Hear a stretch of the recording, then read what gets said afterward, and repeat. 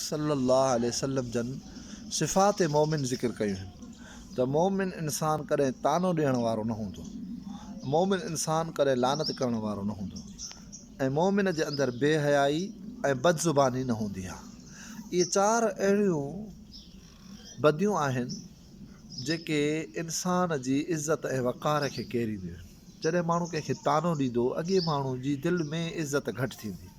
जॾहिं कंहिं ते लानत कंदासीं त लानत सां जेकॾहिं अॻियो हक़दार आहे त ठीकु, जे नाहे त उहा लानत पाण जे मथां अची वेंदी।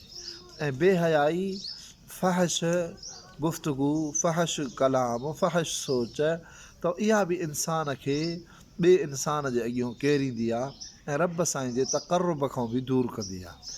ऐं चोथे नंबर ते बदज़ुबानी आहे। बदज़ुबानी बि हिकिड़ो अहिड़ो बुरो अमल आहे जंहिं अमल जे करे इंसान क़यामत जे ॾींहुं बि शर्मिसार थींदो जॾहिं आमाल नामो ॾिसंदो, ऐं दुनिया जे अंदरि बि इंसान शर्मिसार थींदो।